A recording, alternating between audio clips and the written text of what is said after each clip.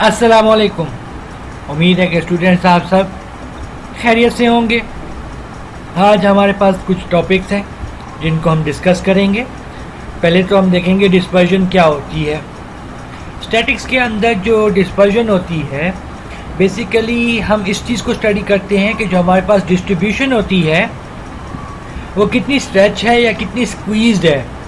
मतलब एक वेरिएबल पे कितना इफ़ेक्ट आ रहा है, ज़्यादा आ रहा है या कम आ रहा है।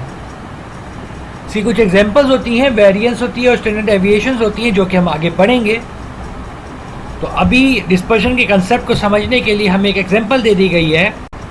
यहाँ पर एक टेक्निकल कॉलेज है जिसके अंदर कुछ स्टूडेंट्स हैं जिनका फर्स्ट ईयर का स्टूडेंट्स का जो डाटा दिया गया है वो देख सकते हैं कि 17, 18, 18, 19, 18, 19, 19, 18, 17, 18 एंड 18। फिर कुछ और स्टूडेंट्स हैं जो कि इवनिंग क्लासेस ले रहे हैं, ठीक है, लेकिन उनकी जो सिचुएशन है, जो कि उनका डाटा सेट है, तकरीबन जो पहली वाले डाटा सेट है उससे काफ़ी मुख्तलिफ है। तो इससे काफ़ी चीज़ें ज़ाहिर होती हैं कि देखें डाटा सेट भले सेम हो लेकिन डिस्पर्जन देखें किस तरह से आ रही है। डिस्पर्जन मतलब डिफरेंस कैसा आ रहा है, क्रिएट हो रहा है कि जहाँ पर पहले 17, 18, 19 डिफरेंस थोड़ा थोड़ा था, लेकिन जब हम दूसरा डेटा सेट देखते हैं तो वहाँ पे कोई एक सीक्वेंस नहीं बन रहा, कोई जो है ना आपके पास एक डिफरेंस का पता नहीं चल रहा। तो काफ़ी डाटा जो है ना स्कैटर हुआ है, फैला हुआ है। तो एक और एग्जांपल दी गई है यहाँ पर कि कुछ स्टूडेंट्स हैं जिनकी रेंज भी दे दी गई है 10 से 14, 15 से 19, 20 से 24, 25 से 29 और 30 से 34 और 35 से 39 और 40 से 44 एंड 45 से 49। फिर हमारे पास कुछ क्लासेस हैं जिनके अंदर एक एरिया ए और एरिया बी के तौर पे क्लासीफाई किया गया है और उनकी वैल्यूज़ असाइन कर दी गई हैं। जैसे कि आप देख सकते हैं कि 10 से 14 तक की जो रेंज है उसमें एरिया ए में 0 है और एरिया बी में आपके पास 5 है। सो ऑन इस तरह से आपके पास वैल्यूज़ दे दी गई हैं। उनका जब हम सम करेंगे दोनों एरियाज़ का तो हमें एट द एंड 60-60 मिलता है। अब 60-60 मिलता है तो अब यहाँ पे ये बता रहा है कि if the arithmetic mean size of the class is calculated. अगर हम अर्थमेटिक मीन कैलकुलेट करें क्लासेस का तो हम ये हासिल करते हैं कि 27.33 जो है आंसर निकलता है दोनों क्लासेस का, ठीक है। एरिया ए और एरिया बी की जो हमारे पास वैल्यूज़ हैं, अगर हम उसका मीन निकालें ना तो हमारे पास जो आंसर है 27.33 आता है, दोनों का सेम है। लेकिन ग्राफ में अब आपको दिखाऊंगा, उससे आपको आइडिया होगा कि जो है किस तरह से जो है डेटा डिस्पर्जन हुई है, ठीक है। ये देखें, ये डेटा एरिया ए और एरिया बी का जो है ग्राफ प्लॉट किया गया है। तो आपको मैं जो है जो मैंने खुद से पेपर वर्क पे किया है ग्राफ पेपर के ऊपर, मैं वो दिखाता हूँ आपको। आगे चलते हैं।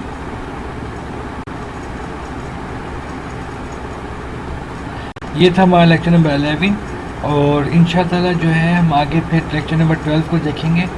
अभी जो है हम लोगों ने जो भी कंसेप्ट्स देखे हैं मुझे उम्मीद है कि आप लोगों को समझ आ गई होंगी, और जो चीज़ आपको समझ ना आए आप मुझसे जो है पूछ सकते हैं। बाकी आप लोगों से एक रिक्वेस्ट है कि आप मेरे चैनल को लाइक भी करें, सब्सक्राइब भी करें और बेल आइकन को भी प्रेस कर दीजिए ताकि नोटिफिकेशन आपको मिलती रहे।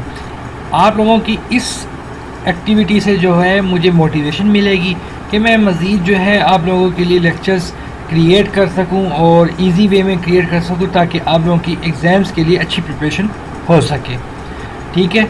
अल्लाह हाफिज़। अब हम आगे की तरफ चलते हैं, देखते हैं कि आगे क्या टॉपिक्स हैं हमारे पास। यहाँ पे ना एक डिफरेंस बताया गया है कि एब्सोल्यूट और एब्सोल्यूट मेजर ऑफ डिस्पर्जन और रिलेटिव मेजर ऑफ डिस्पर्जन में क्या डिफरेंस है, ठीक है। Basically absolute measure of dispersion जो होती है ये इसलिए होती है कि आपने जो डिस्पर्जन है ना वो कैलकुलेट करनी होती है। आप डिस्पर्जन को या तो उसी सेम यूनिट्स के तौर पे कैलकुलेट कर लेते हैं या उसके स्केयर ऑफ यूनिट्स पे कैलकुलेट कर लेते हैं। एग्जांपल के तौर पे अगर आपके पास डाटा दिया गया है रुपीज़ का, मीटर्स का या किलोग्राम का, तो आप जब उसकी डिस्पर्जन कैलकुलेट करेंगे, उसको मेजर करेंगे डिस्पर्जन को, तो वो उसी यूनिट में ही करेंगे, उसी मेयार पे करेंगे जिस मेयार पे आपके पास डाटा है, ठीक है। रुपीज़ में है तो रुपीज़ में उसको मैयर करेंगे, अगर मीटर में डाटा है तो मीटर्स में डाटा को मैयर करेंगे, किलोग्राम में है तो किलोग्राम में करेंगे।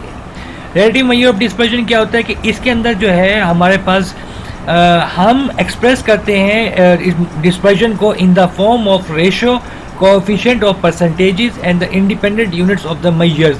हम अपनी जो डिस्पर्जन है उनको इस एतबार से, रेशो के एतबार से, कोएफिशिएंट ऑफ परसेंटेज और independent of units of measurement के तौर पे मेजर करते हैं। ठीक है, आगे चलते हैं। मिड रेंज, सॉरी रेंज है। रेंज क्या होता है? ए range is the difference between the two extreme values of the data set. एक हमारे पास डाटा सेट है, उसमें जो है एक तो वैल्यू ऐसी होगी जो सबसे ज़्यादा होगी और एक तो ऐसी वैल्यू ऐसी होगी जो सबसे कम होगी। तो हम उनका जो डिफरेंस कैलकुलेट करेंगे उसको हम रेंज कहेंगे। ठीक है, इसमें एक्स एम जो है लार्जेस्ट वैल्यू को डिनोट करता है डाटा सेट की, और एक्स नोट जो है वो smallest value of the data set को रिप्रेजेंट करता है। ठीक है, आगे चलते हैं। ये रेंज का ग्राफ बना हुआ है।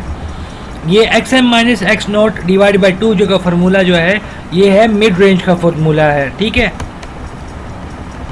ये कोएफिशिएंट ऑफ डिस्पर्जन का फार्मूला आपको पता होना चाहिए, x m minus x naught divide by x m plus x note.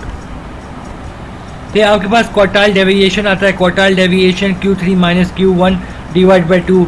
जिन लोगों ने पिछले लेक्चर्स देखे होंगे उनको पता होगा कि Q3 कैसे निकालना है और Q1 कैसे निकालना है। अच्छा, इस क्वार्टाइल डेविएशन को ना हम सेमी इंटर क्वार्टाइल रेंज भी कहते हैं। ठीक है, तो ये एमसीक्यूज़ के लिहाज से इम्पोर्टेंट है। ये देखिएगा कि जब आप जो है प्लॉट करेंगे तो इस तरह से जो है क्वार्टाइल डेविएशन का जो है ना ग्राफ पेपर पे आपका कर्व शो होगी। ठीक है,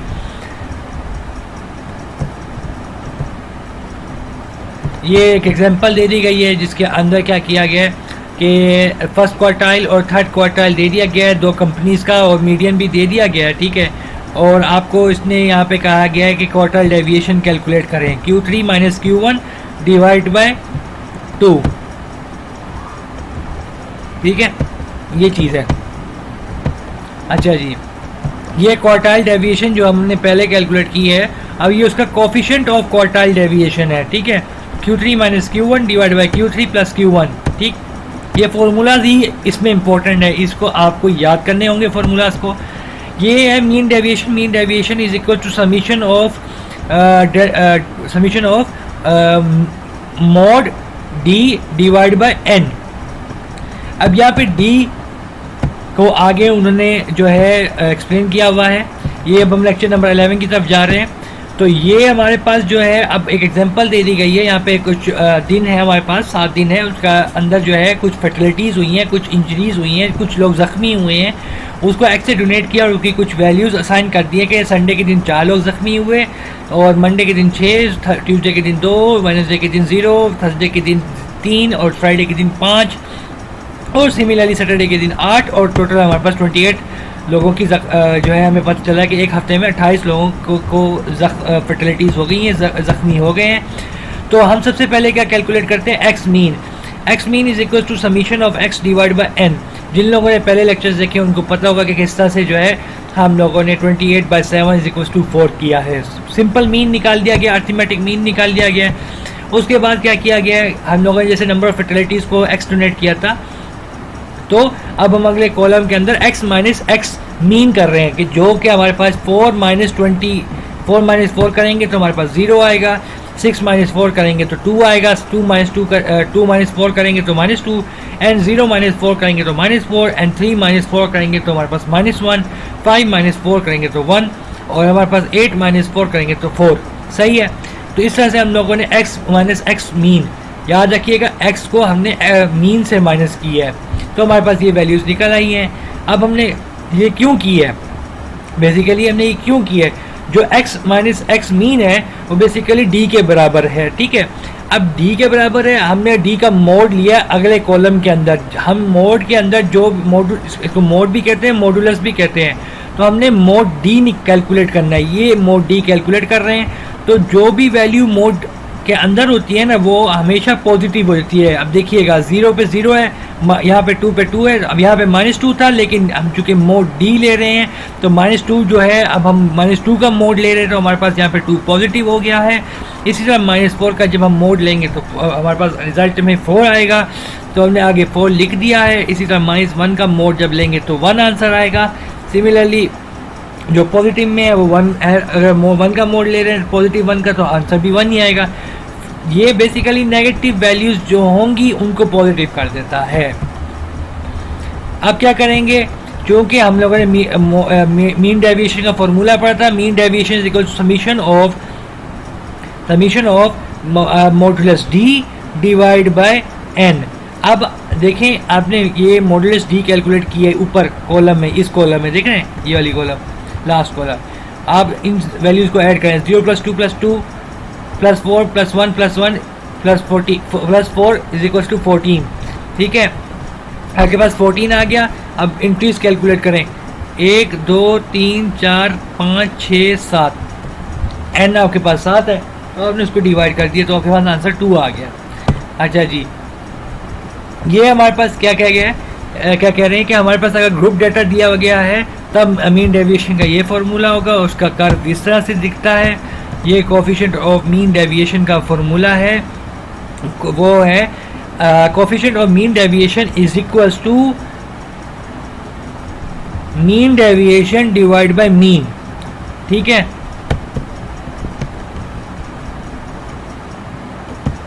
ये वेरिएंस है। वेरिएंस अब हम कैलकुलेट करते हैं। वेरिएंस का formula summation x minus x mean का whole square divide by n। x की वैल्यूज़ दे दी गई हैं, हमने पीछे कैलकुलेट करना सीख लिया कि x माइनस एक्स मीन किस तरह से निकालते हैं। अब उसका स्क्वायर लेंगे तो हमारे पास रिजल्ट आएगा, क्योंकि ऊपर फार्मूले में लिखा हुआ है कि समीशन ले लो, समीशन मीन सम कर लो, सम करेंगे तो हमारे पास आंसर में 42 आया। हम इस ऊपर वाली जगह पे 42 लिखेंगे। अब हम देखेंगे हमारे पास n कितने, n कैलकुलेट करने का तरीका 1 2 3 4 5 6 7 7 एंट्रीज हैं, तो हम यहाँ पे लिख देंगे 42 divide by 7 is equals to 6। Standard deviation is equals to under root summation x minus x mean का whole square divide by n। जो वेरिएंस हम निकाल रहे हैं ना उसको, उसी का अब हम स्क्वायर रूट ले रहे हैं, तो हमारे पास वो स्टैंडर्ड डेविएशन कैलकुलेट करने का तरीक़ेकार है। अब शॉर्टकट तरीके का तो ये है, आप लोग जो है फॉर्मूला ये याद रखिएगा, पेपर में भी यही काम आएगा। ये वाला फार्मूला काम नहीं आता, ये MCQs के लिहाज से फिर भी ठीक है, लेकिन आप फार्मूला ये याद रखेंगे तो आप लोगों का जो है काम आसान हो जाएगा। सिंपल यही है कि सबसे पहले आप फार्मूले को माइंड में रखिएगा। देखिए x आपके पास गिवन है, आपने x की कैलकुलेशन कर ली है, सम कर लिया है। देखिए यहाँ पर हमारे पास समीशन ऑफ x है, तो आप यहाँ पे 28 लिखेंगे। अब यहाँ पे वो कह रहे हैं समीशन ऑफ x स्केल ले लें, तो पहले तो आप x की वैल्यूज़ का स्केल लेंगे, x की वैल्यूज़ का स्केल लेंगे तो आप वो वैल्यूज़ लिख देंगे कि 4 का स्केयर 16, 6 का स्केयर 36, 2 का स्केयर 4, 0 का स्केयर 0, 3 का स्केयर 9, 5 का स्केयर 25 और 8 का स्केयर जो है 64। ठीक है, अब इन वैल्यूज़ को हम ऐड क्यों कर रहे हैं, क्योंकि फार्मूले में हमारे पास क्या समीशन ऑफ x स्केयर, तो हमारे पास 154 आ गया, क्योंकि हमारे पास नंबर ऑफ ऑब्जर्वेशन क्या 7 है। देखिएगा ये चीज़ हुई है कैलकुलेट। ये standard deviation in case of group data. ठीक है, in case of group data है तब आपके पास यहाँ पे सिर्फ एडिशन क्या हो रही है, f की। एग्जांपल दे दी गई है आगे, ये देखें यहाँ पे ग्रुप डाटा इस तरह से, ग्रुप डाटा इसको कहते हैं, ये हमें ग्रुप डाटा दे दिया गया है। अब हमारे पास जो है नंबर ऑफ बल्ब जो है वो दे दिए गए हैं, मिड पॉइंट दे दिया गया है जिसे हम x कंसीडर कर रहे हैं। Simple f of x multiply होके आंसर निकल रहा है और फिर f ऑफ x मल्टीप्लाई हो रहा है, लेकिन जो है यहाँ पर x स्क्वायर है, ये देखें, इसकी बात कर रहा हूँ मैं। ये इसमें कोई रॉकेट साइंस नहीं है, आप लोग जो है इसको ज़रूर ट्राई करें।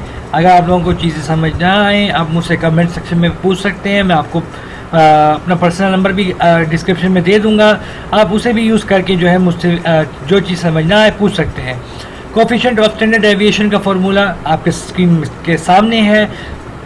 स्टैंडर्ड डेविएशन आप जो कैलकुलेट करेंगे वो यहाँ पे लिखेंगे, डिवाइड बाय मीन करेंगे तो आपके पास आ जाएगा कोफिशिएंट ऑफ स्टैंडर्ड डेविएशन। अगर आपको कोफिशिएंट ऑफ वेरिएशन कह दिया गया है तो आप एस डिवाइड बाई जो एस है आपके पास वो स्टैंडर्ड डेविएशन को डोनेट कर रहा है, रिप्रेजेंट कर रहा है, और एक्स मीन जो है वो मीन को रिप्रेजेंट कर रहा है, और मल्टीप्लाई बाय 100 करेंगे तो आपके पास कोफिशिएंट ऑफ वेरिएशन आ जाएगा।